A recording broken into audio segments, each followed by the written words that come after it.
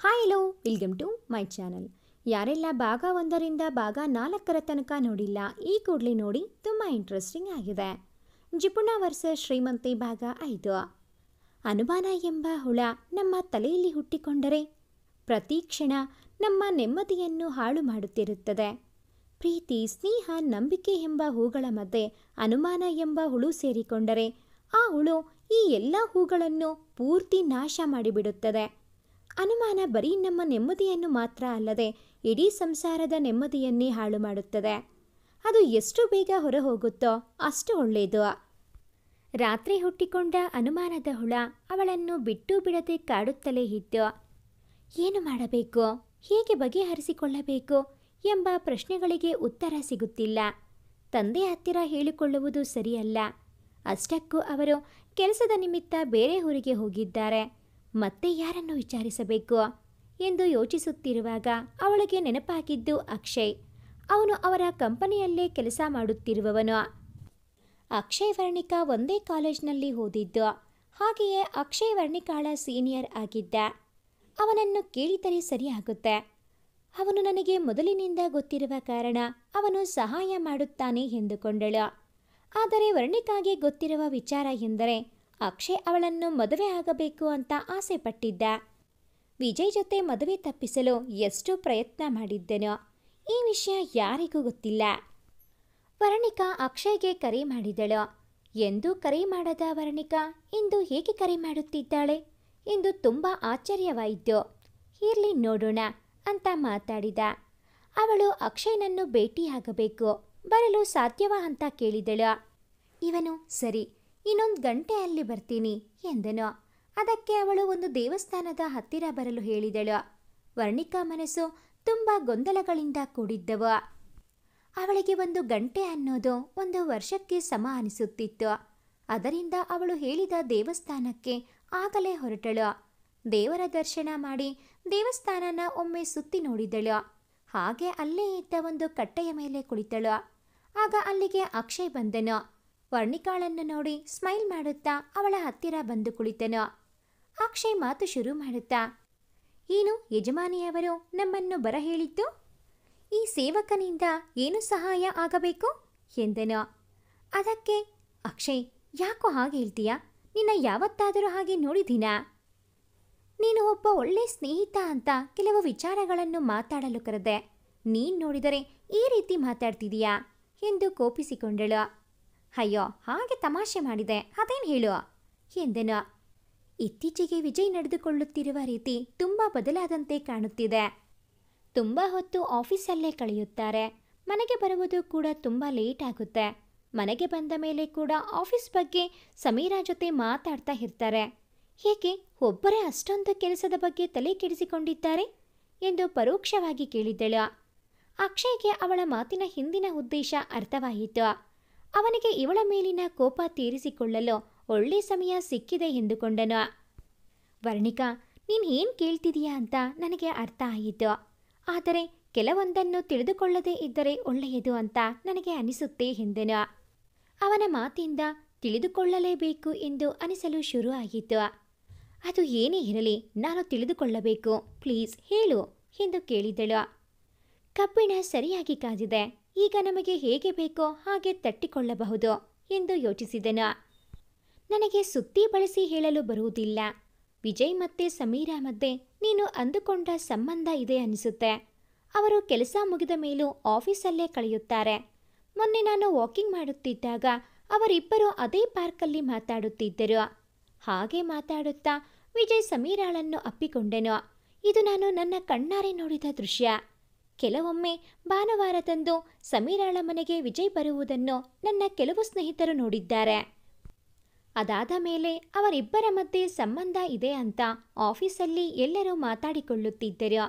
ಅದೇನೇ ಇದ್ದರೂ ವಿಜಯ್ ಬಗ್ಗೆ ನಿನ್ನಷ್ಟು ನಮಗೆ ಗೊತ್ತಿಲ್ಲ. ನಾನು ಹೀಗೆ ಹೇಳಿದೆ ಅಂತ ನನ್ನನ್ನು ತಪ್ಪು ತಿಳಿದುಕೊಳ್ಳಬೇಡ ಎಂದನು. ಆ ಮಾತು ಕೇಳಿದ ವರ್ಣಿಕಾಗೆ ಕೋಪ ತಡೆಯಲು ಆಗಲಿಲ್ಲ. ತಕ್ಷಣ ಅವಳು ಕೋಪದಿಂದ, ನೀನು ಯಾರ ಬಗ್ಗೆ ಏನು ಹೇಳ್ತಿದೀಯಾ ಅಂತ ಗೊತ್ತಿದೆಯಾ? ನಾನು ಬಂದು ಕೇಳಿದ್ದಕ್ಕೆ ನೀನು ಏನು ಹೇಳಿದರೂ ನಂಬುತ್ತೇನೆ ಅಂದುಕೊಂಡೆಯಾ ಎಂದು ರೇಗಿದಳು. ನನಗೆ ತಿಳಿದಿದ್ದು ಮತ್ತೆ ನಾನು ಕಂಡಿದ್ದು ಎರಡೂ ನಿನಗೆ ಹೇಳಿದ್ದೇನೆ. ನಂಬುವುದು ಬಿಡುವುದು ನಿನಗೆ ಬಿಟ್ಟಿದ್ದು. ಸುಮ್ಮನೆ ನಿನಗೆ ಇಲ್ಲದ್ದು ಸಲ್ಲದ್ದು ಹೇಳುವುದರಿಂದ ನನಗೇನೂ ಆಗಬೇಕಿಲ್ಲ. ಇನ್ನೂ ಬೇಕಾದರೆ ನೀನೇ ಈ ಭಾನುವಾರ ಹೋಗಿ ನೋಡು ಎಂದು ಸಮೀರಾ ಮನೆ ವಿಳಾಸವನ್ನು ಕೊಟ್ಟು ಅಲ್ಲಿಂದ ಹೊರಟನು. ಸಮೀರಾಗೆ ಹುಷಾರಿಲ್ಲದ ಕಾರಣ ಅವಳು ರಜೆ ಹಾಕಿದ್ದಳು. ವಿಜಯ್ ಭಾನುವಾರ ಅವಳನ್ನು ಭೇಟಿ ಮಾಡಲು ಅವಳ ಮನೆಗೆ ಹೋಗುತ್ತಿರುವುದು ಅವನಿಗೆ ತಿಳಿದಿತ್ತು. ಅದಕ್ಕಾಗಿ ಅವಳನ್ನು ಅಲ್ಲಿಗೆ ಹೋಗಲು ಪ್ರೇರೇಪಿಸಿದನು. ಭಾನುವಾರ ಕೋರ್ಸ್ ಮುಗಿದ ನಂತರ ವರ್ಣಿಕಾನ ಮನೆಗೆ ಬಿಟ್ಟು ಸಮೀರಾಳ ಆರೋಗ್ಯ ವಿಚಾರಿಸಲು ಅವಳ ಮನೆಗೆ ಹೋದನು. ವರ್ಣಿಕಾ ಕೂಡ ಅವನ ಹಿಂದೆ ಅವನಿಗೆ ಗೊತ್ತಿಲ್ಲದೆ ಹೋದಳು. ಅವನು ಒಳಗೆ ಹೋಗಿ ಸ್ವಲ್ಪ ಸಮಯದ ನಂತರ ಹೊರಗೆ ಬಂದನು. ವರ್ಣಿಕಾ ದೂರದಲ್ಲೇ ನಿಂತು ಎಲ್ಲವನ್ನೂ ನೋಡುತ್ತಿದ್ದಳು. ವಿಜಯ್ ಮಾತ್ರ ಅವಳಿಗೆ ಕಾಣಿಸುತ್ತಿದ್ದ. ವಿಜಯ್ ಒಂದು ಫ್ಲೈಯಿಂಗ್ ಕಿಸ್ ಕೊಟ್ಟು ಅಲ್ಲಿಂದ ಹೊರಟನು. ಇದನ್ನೆಲ್ಲ ನೋಡುತ್ತಿದ್ದ ವರ್ಣಿಕಾಗೆ ಸಿಡಿಲೆ ಬಡಿದಂತಾಯಿತು. ಒಂದು ಕ್ಷಣ ಆಕಾಶವೇ ತಲೆಯ ಮೇಲೆ ಬಿದ್ದ ಅನುಭವ. ಅಷ್ಟೊಂದು ಪ್ರೀತಿಸಿ ಮದುವೆಯಾದ ವ್ಯಕ್ತಿಗೆ ಹೀಗೆ ನನ್ನ ಪ್ರೀತಿಗೆ ಮೋಸ ಮಾಡಲು ಹೇಗಾದರೂ ಮನಸ್ಸು ಬಂತು. ಅದೇ ಕ್ಷಣ ಅಲ್ಲೇ ಅವರಿಬ್ಬರನ್ನೂ ಸಾಯಿಸಬೇಕು ಅನ್ನೋ ಅಷ್ಟು ಕೋಪ. ತನ್ನನ್ನೇ ತಾನು ಮರೆತು ಅಲ್ಲೇ ಕುಸಿದು ಕುಳಿತಳು. ತನಗೆ ಗೊತ್ತಿಲ್ಲದೆ ಕಣ್ಣಿಂದ ನೀರು ಧಾರಾಕಾರವಾಗಿ ಹರಿಯುತ್ತಿತ್ತು. ಎಷ್ಟು ಸಮಾಧಾನ ಮಾಡಿಕೊಳ್ಳಲು ಪ್ರಯತ್ನಿಸಿದರೋ ಆಗುತ್ತಿಲ್ಲ. ಇಷ್ಟೆಲ್ಲ ಆದ ಮೇಲೆ ನಾನು ಬದುಕಿರಬೇಕಾ ಎಂಬ ಪ್ರಶ್ನೆ ಕಾಡುತ್ತಿದೆ. ಇದೆಲ್ಲ ಸುಳ್ಳು ಎಂದು ಯಾರಾದರೂ ಹೇಳಬೇಕು ಅಂತ ಅನಿಸುತ್ತಿದೆ. ಆದರೆ ಎಲ್ಲ ಸಾಕ್ಷಿ ಅದರ ವಿರುದ್ಧವೇ ಇದೆ. ಸುಳ್ಳು ಎನ್ನಲು ಆಧಾರವಿಲ್ಲ, ಸತ್ಯ ಎಂದು ಒಪ್ಪಿಕೊಳ್ಳಲು ಮನಸ್ಸಾಗುತ್ತಿಲ್ಲ. ತ್ರಿಶಂಕು ಪರಿಸ್ಥಿತಿ ಅಂದರೆ ಇದೇ ಇರಬೇಕು. ಈ ಥರದ ಪರಿಸ್ಥಿತಿ ಪ್ರತಿಯೊಬ್ಬರಿಗೂ ಆಗಾಗ ಬರುತ್ತಿರುತ್ತವೆ. ಕೆಲವೊಮ್ಮೆ ನೊಂದ ಮನಸ್ಥಿತಿಯಲ್ಲಿ ತೆಗೆದುಕೊಳ್ಳುವ ನಿರ್ಧಾರಕ್ಕೆ ತುಂಬ ಬೆಲೆ ತೆರಬೇಕಾಗುತ್ತದೆ. ಅಂತಹ ನಿರ್ಧಾರನ ವರ್ಣಿಕಾ ತೆಗೆದುಕೊಳ್ಳುತ್ತಾಳ. ವರ್ಣಿಕಾ ಇಡುವ ಹೆಜ್ಜೆಗಳಿಗೆ ಅವಳ ಜೀವನ ಪಡೆದುಕೊಳ್ಳುವ ತಿರುವುಗಳೇನು? ಮದುವೆ ಎನ್ನುವುದು ತುಂಬ ಪವಿತ್ರವಾದ ಬಂಧ. ಮೊದಲೆಲ್ಲ ಮದುವೆ ಎಂದರೆ ಜೀವನದಲ್ಲಿ ಒಮ್ಮೆ ಮಾತ್ರ ನಡೆಯುವ ಮಧುರ ಕ್ಷಣ. ಏನೇ ಕಷ್ಟ ಸಮಸ್ಯೆ ಬಂದರೋ ಅದನ್ನು ಬಗೆಹರಿಸುವ ಉಪಾಯ ಹುಡುಕುತ್ತಿದ್ದರು. ಆದರೆ ಈಗ ಚಿಕ್ಕ ವೈಮನಸ್ಸು ಉಂಟಾದರೂ ವಿಚ್ಛೇದನಕ್ಕೆ ಮೊರೆ ಹೋಗುತ್ತಾರೆ, ಇಲ್ಲ ಪ್ರಾಣತ್ಯಾಗಕ್ಕೆ ಮುಂದಾಗುತ್ತಾರೆ. ಇದು ಎಷ್ಟು ಸರಿ? ಕೇಳಿದ್ದು ನೋಡಿದ್ದು ಎಲ್ಲ ಸುಳ್ಳಾಗಬಹುದು. ನಿಧಾನವಾಗಿ ಯೋಚಿಸಿ ಹೆಜ್ಜೆ ಇಟ್ಟರೆ ಸರಿಯಾದ ಹಾದಿ ದೊರೆಯುತ್ತದೆ. ವರ್ಣಿಕಾ ಮನಸ್ಸಿಗೆ ತುಂಬ ಆಘಾತವಾಗಿತ್ತು. ನಾನೇ ಏನಾದರೂ ಮಾಡಿಕೊಂಡ್ಬಿಡ್ಲಾ, ಇಲ್ಲ ವಿಜಯ್ಗೆ ಏನಾದರೂ ಮಾಡಿಬಿಡ್ಲಾ ಅನ್ನೋ ಅಷ್ಟು ಕೋಪ. ಅದೇ ಕೋಪದಿಂದ ಮನೆಗೆ ಬಂದ ವರ್ಣಿಕಾ ಸೀದಾ ಕೋಣೆ ಸೇರಿದ್ದಳು. ಕೋಣೆಯಲ್ಲಿ ಮಂಚದ ಮೇಲೆ ಕುಳಿತು ಸುತ್ತಲೂ ಒಮ್ಮೆ ನೋಡಿದಳು. ಗೋಡೆಯ ಮೇಲೆ ಎಲ್ಲ ಅವರಿಬ್ಬರ ಸುಂದರ ಕ್ಷಣದ ಫೋಟೋಗಳು. ಅಲ್ಲಲ್ಲಿ ವಿಜಯ್ ಅವಳಿಗೆಂದು ಪ್ರೀತಿಯಿಂದ ಕೊಟ್ಟ ಉಡುಗೊರೆಗಳು. ನೋಡುತ್ತಿದ್ದರೆ ಮತ್ತೆ ಪ್ರೀತಿ ಹುಟ್ಟುತ್ತೆ. ಅಂಥ ವ್ಯಕ್ತಿ ನನಗೆ ಈ ರೀತಿ ಮೋಸ ಮಾಡಿಬಿಟ್ಟ. ನನಗೆ ಕೋಪ ಜಾಸ್ತಿ. ಅದರಿಂದ ಕೆಲವೊಮ್ಮೆ ಅವನ ಮನಸ್ಸಿಗೆ ನೋವಾಗೋ ಥರ ಮಾತನಾಡಿರಬಹುದು. ಸಮಾಧಾನ ಆದ ಮೇಲೆ ಪ್ರೀತಿಯಿಂದ ಮಾತನಾಡಿಸಿದ್ದರೆ, ಅವರಿಗೆ ನೋವಾದ ವಿಚಾರ ನನ್ನ ಬಳಿ ಹೇಳಿಕೊಂಡಿದ್ದರೆ ನಾನು ತಿದ್ದಿಕೊಳ್ಳುತ್ತಿದ್ದೆ. ನಾನು ಮಾಡಿದ ದೊಡ್ಡ ತಪ್ಪು ಎಂದರೆ ಅವರ ಅಪ್ಪ ಅಮ್ಮನನ್ನ ಅವರಿಂದ ಬೇರೆ ಮಾಡಿದ್ದು. ನಾನು ಬೆಳೆದ ರೀತಿಯೇ ಬೇರೆ. ಅವೆಲ್ಲ ಅನಿರೀಕ್ಷಿತ ಬದಲಾವಣೆ ಆದಾಗ ನನಗೆ ಹೊಂದಿಕೊಳ್ಳಲು ಕಷ್ಟ ಆಗುತ್ತೆ. ಅದನ್ನು ಅವರು ಅರ್ಥ ಮಾಡಿಕೊಂಡು ನನಗೆ ತಿಳಿಸಿ ಹೇಳಿ ಸರಿ ಮಾಡಬಹುದಿತ್ತು. ಕೋಪ ಇದ್ದರೆ ನನಗೆ 2 ಹೊಡೆದಿದ್ದರೂ ಪರವಾಗಿರಲಿಲ್ಲ. ಸ್ವಲ್ಪ ಹೊತ್ತು ಅತ್ತು ಮರೆತು ಬಿಡುತ್ತಿದ್ದೆ. ಆದರೆ ನನಗೆ ಇಂತಹ ದ್ರೋಹ ಮಾಡಲು ಅವರಿಗೆ ಮನಸ್ಸಾದರೂ ಹೇಗೆ ಬಂತು? ಒಮ್ಮೆಯೂ ನನ್ನ ಪ್ರೀತಿ ಅವರನ್ನು ತಡೆಯಲಿಲ್ಲವಾ? ಬಹುಶಃ ದುಡ್ಡು ಅವರನ್ನು ಬದಲಾಯಿಸಿರಬಹುದು. ಮೊದಲೆಲ್ಲ ಲೆಕ್ಕಾಚಾರದಲ್ಲೇ ಬದುಕುತ್ತಿದ್ದ. ಯಾರನ್ನಾದರೂ ಮಾತನಾಡಿಸಲು ಕೂಡ ಒಮ್ಮೆ ತನ್ನ ಜೇಬು ನೋಡಿಕೊಳ್ಳುತ್ತಿದ್ದ. ಯಾವಾಗ ನನ್ನ ತಂದೆ ತಮ್ಮ ಕಂಪನಿಯನ್ನೇ ಅವರಿಗೆ ಕೊಟ್ಟರೋ ಅಂದಿನಿಂದ ಲೆಕ್ಕವಿಲ್ಲದಷ್ಟು ಹಣ ಹರಿದು ಬರುತ್ತಿದೆ. ಎಷ್ಟಾದರೂ ಖರ್ಚು ಮಾಡಬಹುದು. ಅದರಿಂದ ದುಡ್ಡಿನ ಮದ ತಲೆಗೇರಿದೆ. ಅವರನ್ನು ಕೇಳುವವರಿಲ್ಲ ಅಂತ ಅವರು ಆಡಿದ್ದೇ ಆಟವಾಗಿದೆ. ಈಗಲೇ ಡ್ಯಾಡ್ಗೆ ಕರೆ ಮಾಡಿ ಹೇಳ್ತೀನಿ ಎಂದು ಮೊಬೈಲ್ ತೆಗೆದುಕೊಂಡಳು.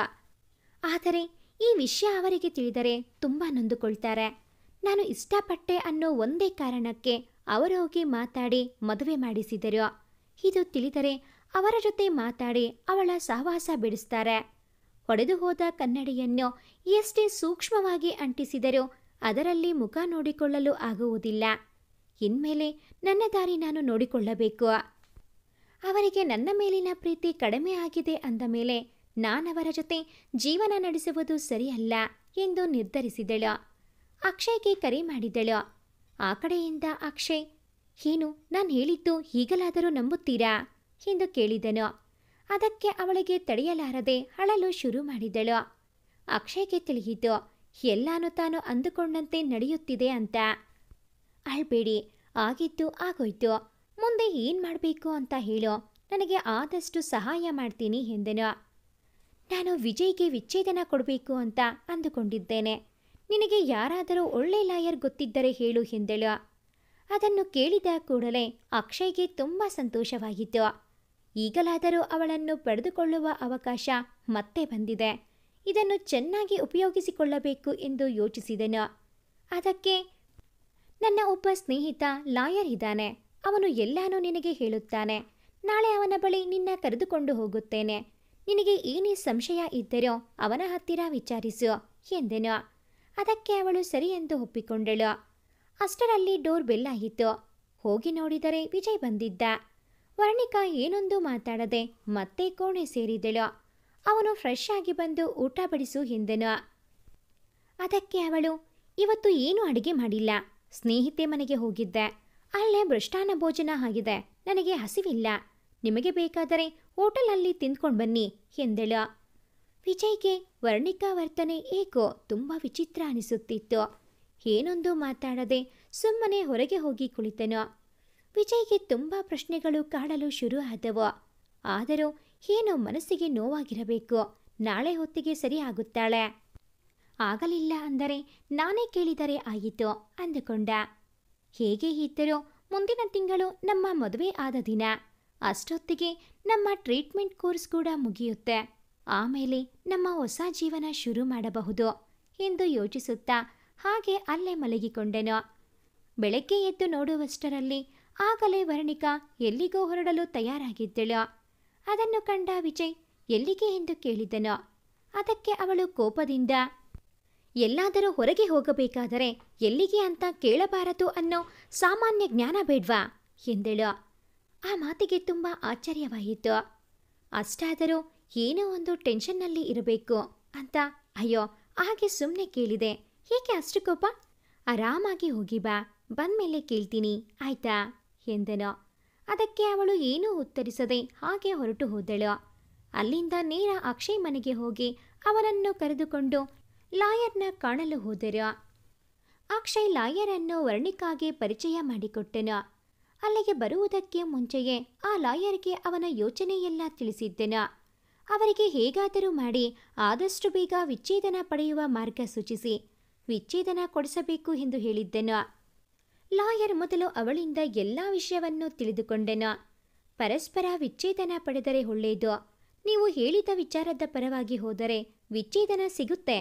ಆದರೆ ಅದಕ್ಕಿಂತ ಹೆಚ್ಚು ನಿಮ್ಮ ಮನೆ ಮರ್ಯಾದೆ ಬೀದಿ ಪಾಲಾಗುತ್ತೆ. ಅದೆಲ್ಲ ಆಗದೆ ಇಬ್ಬರು ಒಪ್ಪಿಗೆ ಪಡೆದು ಅರ್ಜಿ ಹಾಕಿದರೆ ಇದ್ಯಾವ ವಿಚಾರವನ್ನು ಕೋರ್ಟಲ್ಲಿ ಚರ್ಚಿಸುವುದಿಲ್ಲ.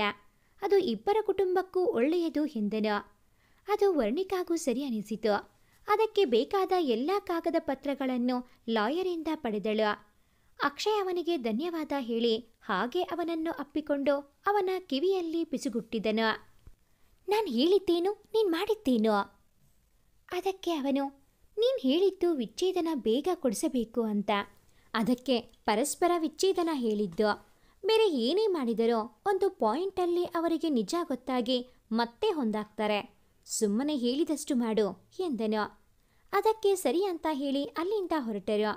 ಮನೆಗೆ ಬಂದಾಗ ವಿಜಯ್ ಆಫೀಸ್ಗೆ ಹೋಗದೆ ಮನೆಯಲ್ಲೇ ಇದ್ದನು. ಏಕೆ ಎಂದು ವಿಚಾರಿಸಿದಳು. ಅದಕ್ಕೆ ಅವನು, ನಿನ್ನೆ ನಿನ್ನ ಮೂಡ್ ತುಂಬ ಡಿಸ್ಟರ್ಬ್ ಆಗಿತ್ತು. ಅದಕ್ಕೆ ಇವತ್ತು ಎಲ್ಲಾದರೂ ಸ್ವಲ್ಪ ಹೊತ್ತು ನಿನ್ನ ಹೊರಗಡೆ ಕರೆದುಕೊಂಡು ಹೋಗೋಣ ಅಂದುಕೊಂಡಿದ್ದೆ ಎಂದನು.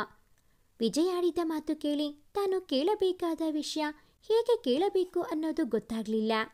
ಅದಕ್ಕೆ ಏನೂ ಮಾತಾಡದೆ ತನ್ನ ಕೋಣೆಗೆ ಹೋಗಿ ಕೂತಳು. ಕೆಲವು ಪರಿಸ್ಥಿತಿಗಳು ಪ್ರೀತಿನ ಮರೆಸಿಬಿಡುತ್ತವೆ. ಪ್ರೀತಿಗಿಂತ ಸಮಸ್ಯೆಗಳೇ ದೊಡ್ಡದಾಗಿ ಕಾಣಲು ಶುರು ಆದಾಗ ನಮ್ಮ ಬಂಧ ಬಿರುಕು ಬಿಡಲು ಶುರು ಆಗುತ್ತೆ. ಪ್ರೀತಿಯ ಸಹಕಾರದಿಂದ ಸಮಸ್ಯೆಗಳನ್ನು ಬಗೆಹರಿಸುವ ಬದಲು ಸಮಸ್ಯೆಗಳಿಗೆ ಹೆದರಿ ಪ್ರೀತಿನೇ ಬಿಡುವುದು ಹೆಚ್ಚಾಗುತ್ತದೆ. ವರ್ಣಿಕಾ ಕೂಡ ಅದೇ ತಪ್ಪನ್ನು ಮಾಡ್ತಾಳ.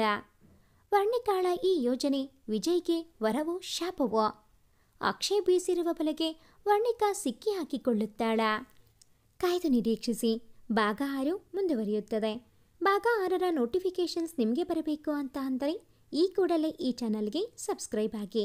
ಹಾಗೆಯೇ ಈ ಒಂದು ಕತೆ ನಿಮಗೆ ಇಷ್ಟ ಆಗಿದ್ದಲ್ಲಿ ಪ್ಲೀಸ್ ಲೈಕ್ ಮಾಡಿ, ಶೇರ್ ಮಾಡಿ, ಹಾಗೆಯೇ ಕಾಮೆಂಟ್ ಮಾಡೋದನ್ನು ಮರಿಬೇಡಿ. Thanks for watching this video.